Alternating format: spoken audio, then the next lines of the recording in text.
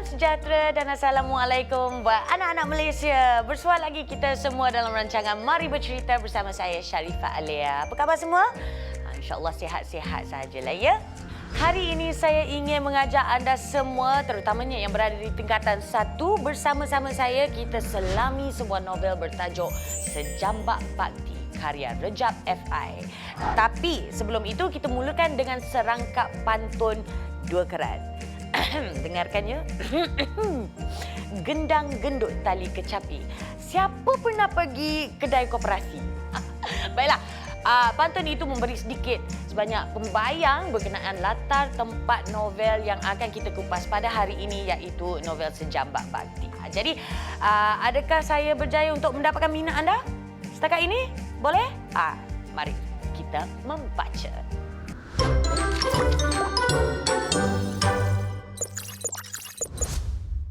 Novel ini mempunyai 26 bab yang dikembangkan dengan binaan plot yang menarik dan mudah difahami.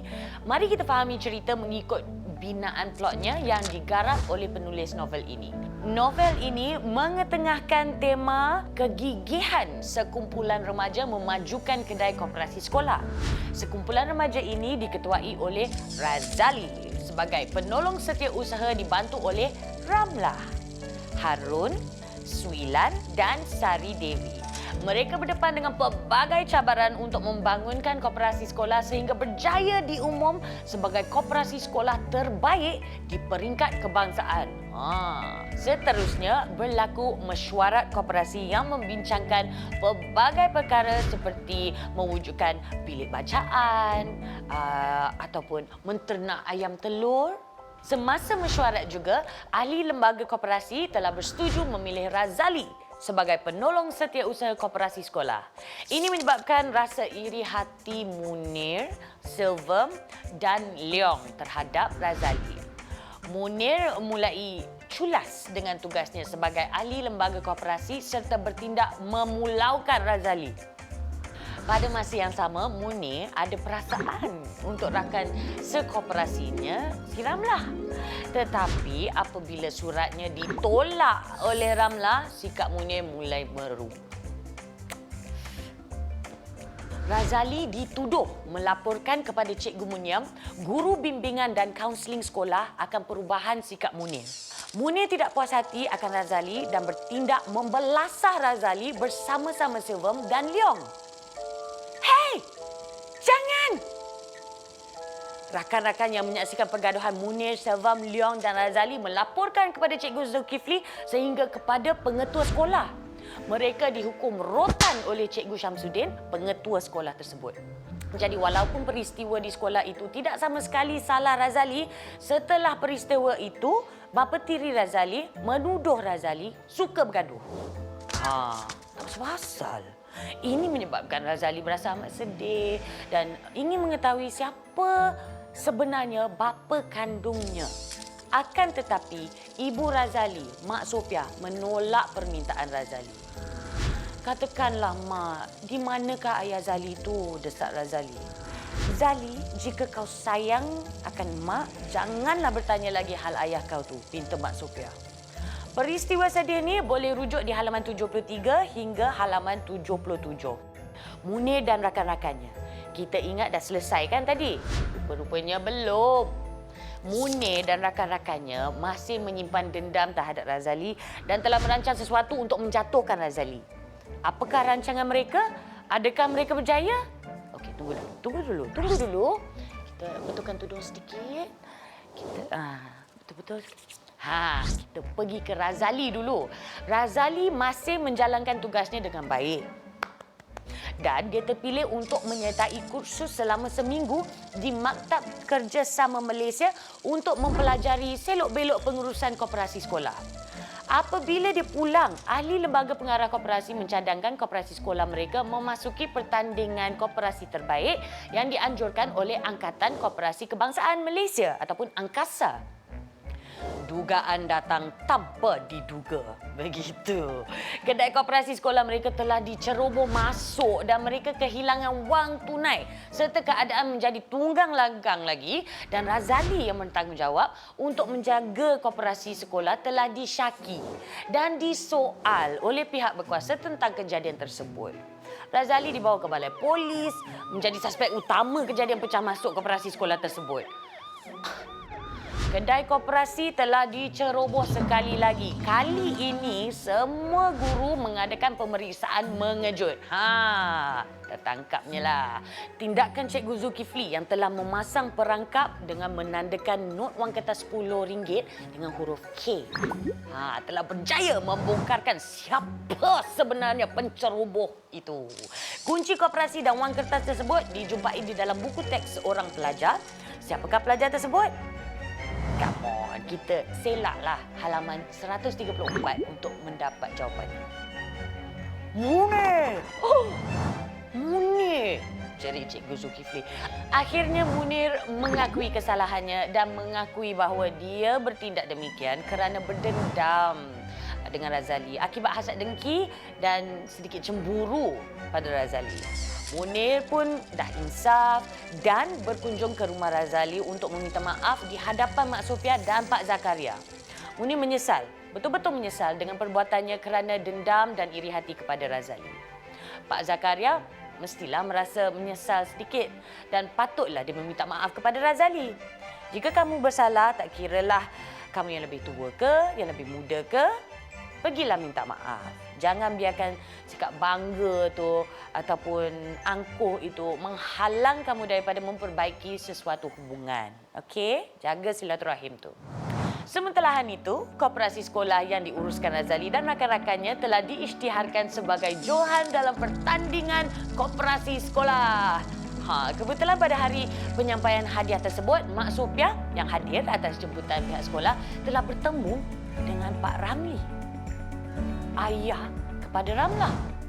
Mak Sofia terkesima dan akhirnya kebenaran terbongkar.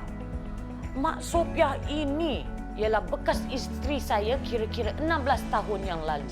Ketika kami bercerai dahulu, saya meninggalkan seorang anak lelaki. Dialah yang memeliharanya sampai sekarang, kata Pak Ramli di halaman 154. Pak Ramli ialah ayah kandung kepada Razali. Bapa Ramlah juga merupakan ayah kandung pada Razali. Mereka bercerai ketika Razali berusia setahun lagi dan Mak Sofia berkahwin dengan Pak Zakaria. Mak Sofia mengakui dirinya takut untuk memberitahu Razali perkara sebenar kerana takut Razali meninggalkannya. Hakikatnya Razali dan Ramlah sebenarnya bersaudara. Plot twist! Adakah anda semua teka perkara tu? Tak kan? Bak kata pepatah, cari-cari bulu ayam, lama-lama bercantum juga. Begitulah kesudahan kisah Razali bertemu dengan ayah kandungnya. Happy ending, suka. Baiklah, kita berhenti berehat. Kita kembali lagi selepas ini. Jangan ke mana-mana, okey?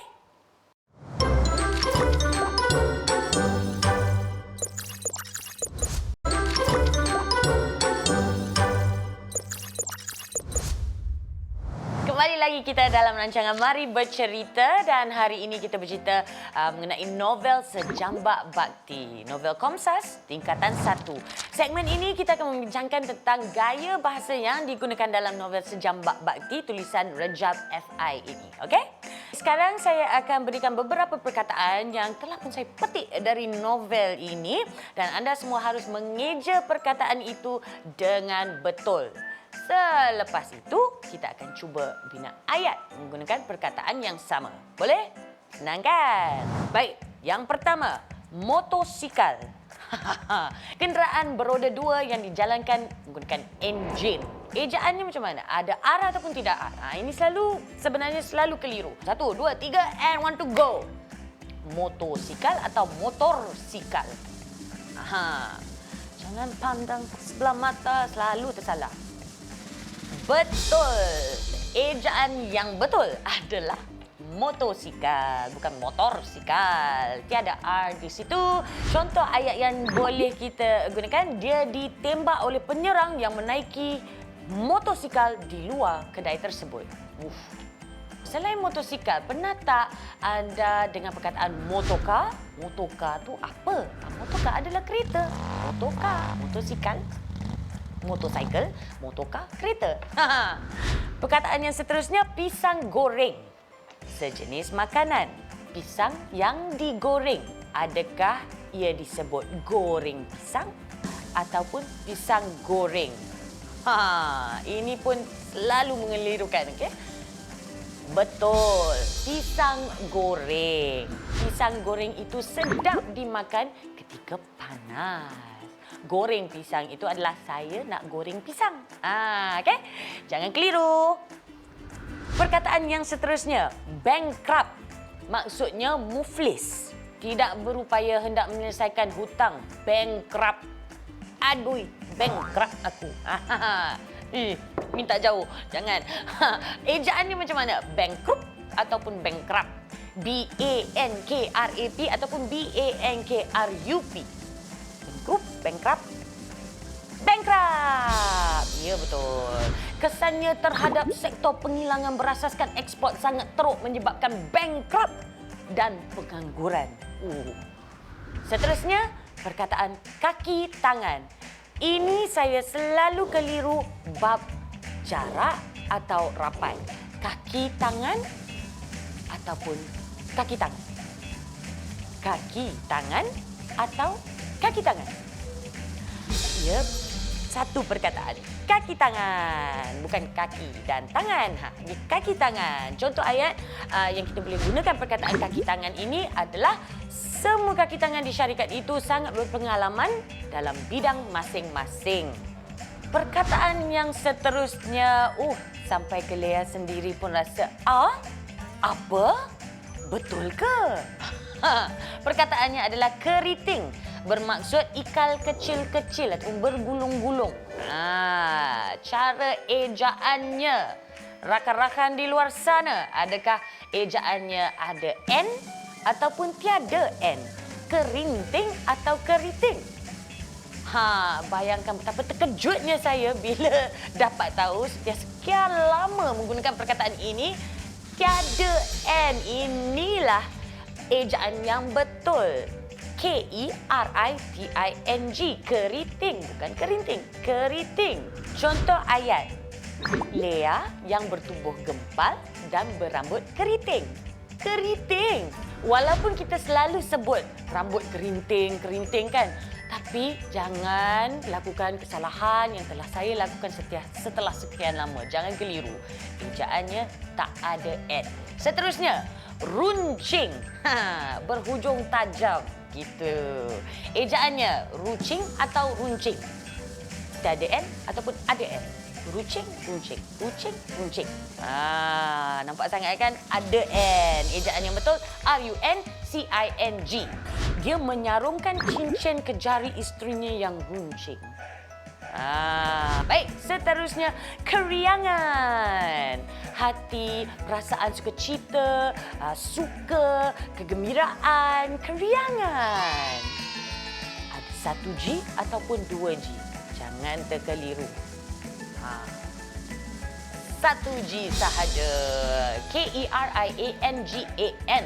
Contoh ayat, Salina keriangan melihat gelagat kucingnya si Bulat. Perkataan yang terakhir untuk segmen kali ini adalah kemarin. 2 hari sebelum hari ini. Kemarin, jadi jangan keliru. Sekarang ni kita nak tanya cara ejaannya. Kemarin ataupun kemarin. Ada L, tak ada L. Kemarin, kemarin. Ada L, tak ada L. Ada L. Ejaannya ada L. Kemarin. K-E-L-M-A-R-I-N. Contoh ayat. Saya mendapat aduan daripada murid-murid sekolah. Kita mengatakan mereka ini bergaduh semasa pulang dari sekolah kemarin. Gitu. Berjayakah anda mengenal pasti ejaan yang kerap anda salah eja? Tersalah eja. Macam Lea, selalu tersalah eja. Banyak yang Lea pelajari hari ini ya. Tapi kan, kalau lah misalnya kata anda semua nak uji kemahiran berbahasa ataupun nak mengasah lagi kemahiran berbahasa tu, anda boleh cuba hasilkan cerita pendek dengan menggunakan semua perkataan yang diberikan tadi untuk menguji tahap penguasaan bahasa anda. Dan juga tahap kreativiti anda. Sementara anda semua fikirkan idea, plot, subplot cerita pendek itu, apa kata kita berehat sebentar dan kembali lagi selepas ini.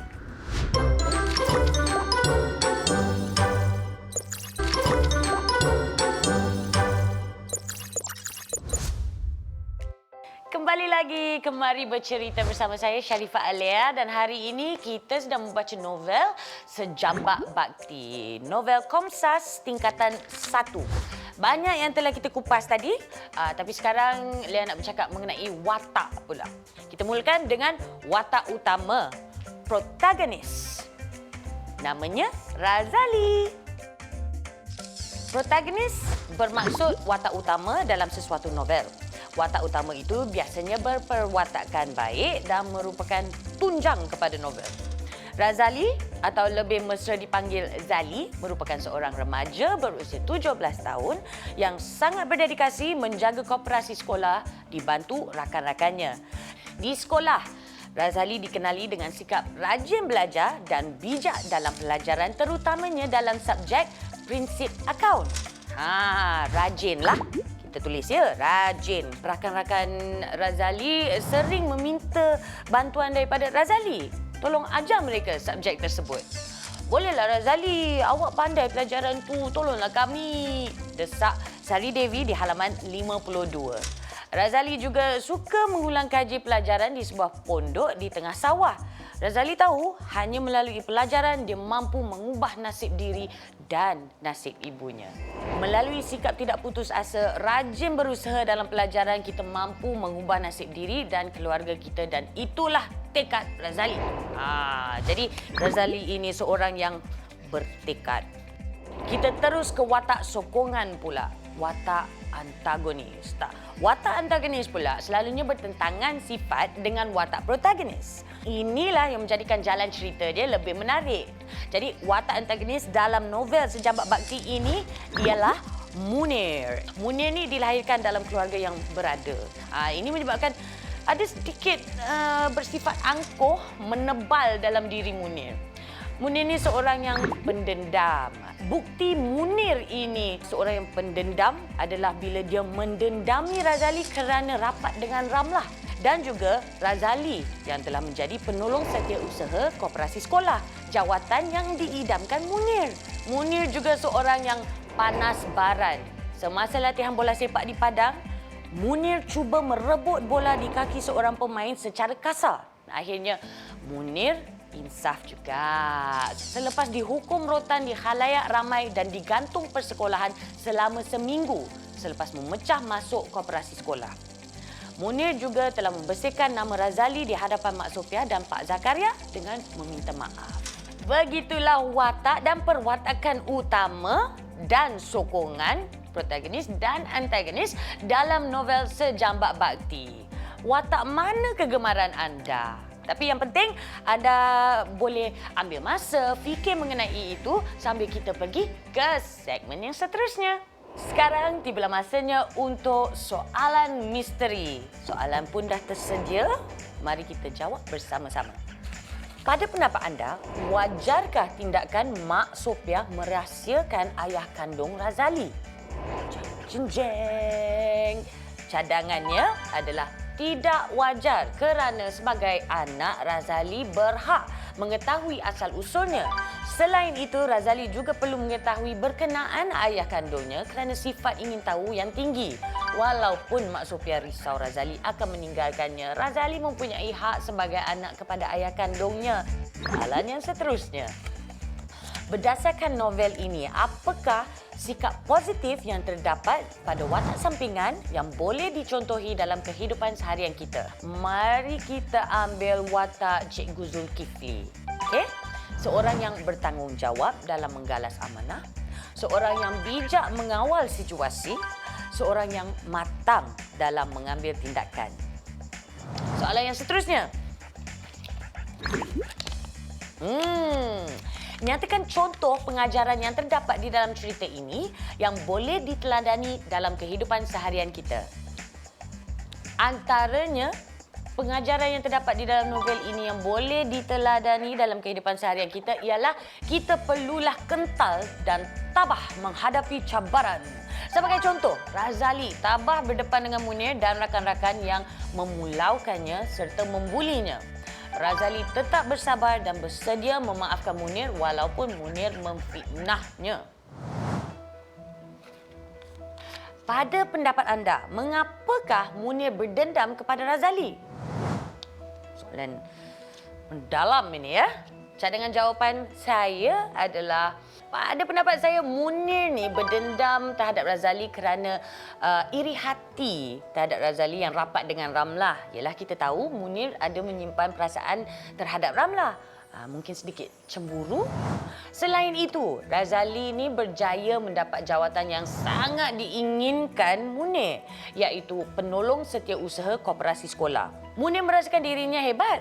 Mungkin itu juga satu alasan dia rasa dirinya anak orang berada, tunggang motosikal ke sekolah, style, high class berbanding Razali yang naiki basikal. Mungkin itu juga. Tapi itu adalah pendapat saya, cadangan saya sahaja. Anda sendiri haruslah menilai balik. Baca buku betul-betul. Sejambak Bakti. Okey. Sedar tak sedar dah pun sampai ke penghujungnya. Saya berharap agar kupasan tentang novel Sejambak Bakti ini sedikit sebanyak dapat membantu anda memahami cerita ini. Ingat ya semua bahawa kita perlulah sentiasa bersikap baik hati dengan orang lain walaupun dengan orang yang pernah berbuat jahat kepada kita. Bak kata pepatah, buat baik berpada-pada, buat jahat jangan sekali. Dan janganlah kita menyimpan dendam kepada ataupun terhadap sesiapa pun kerana dendam tersebut hanya akan memakan diri sendiri. Dari dalam akan nampak selah kat muka, perasaan buruk dan rosak itu. Seperti nyamuk mati gatal tak lepas. Begitu. Wish. Akhir kata, teruskanlah membaca kerana membaca adalah jambatan ilmu. Sehingga kita berjumpa lagi. Assalamualaikum. Bye.